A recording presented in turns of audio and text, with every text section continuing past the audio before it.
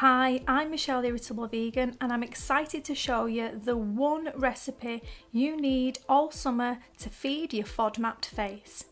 If you're looking for a foolproof way to tackle your low FODMAP challenges whilst eating delicious meals, then you're in the right place. What if, by using one basic recipe in a variety of creative ways, you could cook and eat meals such as these and work through your challenges at the same time? Sound good? Using this fresh and tasty salsa recipe, we're going to create mouth-watering recipes suitable for each stage of your challenge phase. But before we get into that, let's start with the salsa. Of course, every good salsa begins with good tomatoes. These common vine tomatoes have been rated as FODMAP free by Monash University. We'll be sticking to the average serving of 120 grams or one medium fruit. Red bell peppers are also in the FODMAP free category. Be sure to stick with the red as the equivalent portion of the green contains high amounts of sorbitol. I don't know about you, but spring onion greens have been my flavour saviour throughout my low FODMAP journey. The green tops only are FODMAP free, but don't forget to put those pesky high FODMAP bulbs to good use by popping them in a jar of water on the windowsill to regrow the tops again and again. My herb of choice is fresh parsley leaf because I find its flavour complements many dishes. As with most elements of this recipe, you can tailor it to suit your preference, the final recipe, or even whatever you happen to have on hand. Salsa just wouldn't be salsa without a kick of acidity to keep it light and fresh. I prefer lime, but lemon is an easy squeezy swap. And a great tip for getting maximum juice and flavour from your limes is to firmly roll them on a chopping board for about a minute before cutting and squeezing. Plain olive oil keeps things neutral and FODMAP friendly for most. If you've been able to tolerate garlic oil during your elimination phase, then by all means give it a go. The subtle garlic flavour works well in the salsa and many of the Got Guts recipes. Let's not forget the all-important seasonings. I prefer Himalayan pink salt, but use whatever you have, just be sure to start off with a small amount and taste as you go. And the same goes for pepper. I only ever have freshly ground black pepper in my kitchen. If you use something else, then adjust the recipe amount accordingly. To begin the salsa, lightly oil the skin of the halved de-seeded pepper. You'll need 50 grams or roughly half a medium pepper per portion of salsa. Grill or broil the pepper skin side up for about 10 minutes. You'll know when it's ready as the skin becomes blistered and blackened. If you really don't mind the skin or want to skip this step, then you could simply dice the pepper and eat it raw. If you can spare the time, then I honestly think that grilling the pepper is what takes this salsa and every recipe you'll use it in to the next level.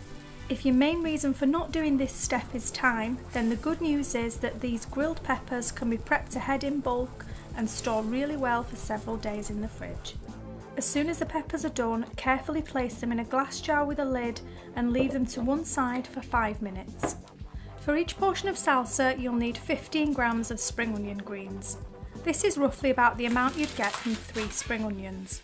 Dice them finely and set aside. When prepping the salsa, it's better to chop the dry ingredients, such as the onions and herbs, first. This way, not only is it less messy, but it means you don't lose all of those delicious tomato juices. You'll need 5 grams or roughly a packed quarter cup of finely chopped herbs for every portion. Finishing off with the tomato, finely dice 1 medium vine tomato per portion, reserving as much of the juice and seeds as possible to help flavour the marinade. After 5 minutes, carefully remove the peppers from the jar and peel off the skin. It's a messy job, but it should peel away easily. I find it very satisfying, and the fact that it can be done ahead is a bonus. Once they're peeled, finely dice the pepper.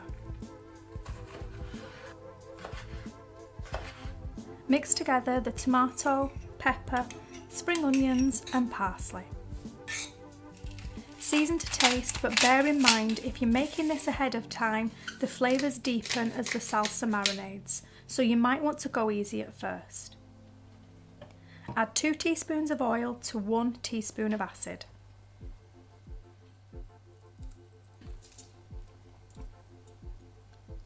Simple swaps such as changing the herbs can make a big difference to the final feel and flavour of your salsa.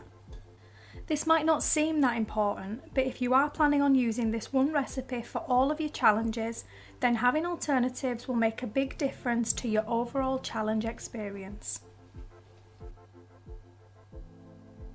And just to prove I'm not making this up as I go along, I've tried many variations of the one recipe, and I can honestly say that each of them works both on its own and combined with your challenge recipes. So if you're intrigued to learn how this one simple recipe is going to help take you through every step of your challenge phase, make sure you check out the links in the description box below. To get the full written recipe, detailed challenge guide, and everything you need to get started with your first challenge, sign up for your free sneak peek of my brand new publication, Got Guts. You'll receive a download link to a free 25-page extract, and if you like what you see, you'll have the opportunity to go ahead and buy the full edition at an exclusive introductory price. Got Guts is designed to guide you through all 9 weeks of your challenge phase with minimum fuss and maximum flavour. As you can see from the recipes listed here, there's something for everyone, whatever stage of the challenge phase you're at, with no hint of diet or deprivation. We'll walk you through each of your challenges and show you how to adapt the one recipe to suit your taste. Guide you through how to get started and make this method work for you so you can confidently proceed through each of your challenges, creating delicious recipes that will serve you for the rest of your FODMAP life. The detailed challenge guides take the guesswork out of this tricky phase and help keep you on track. Challenge week shopping lists and of course those all-important recipes make this the complete all-in-one challenge phase resource. If this sounds like the inspiration and motivation you've been looking for to embrace your FODMAP challenges, then head to the sign up link below and I'll meet you on the other side. The only question left for you to answer is, have you got the guts it takes to get started? As always, thanks so much for watching and I'll speak to you soon.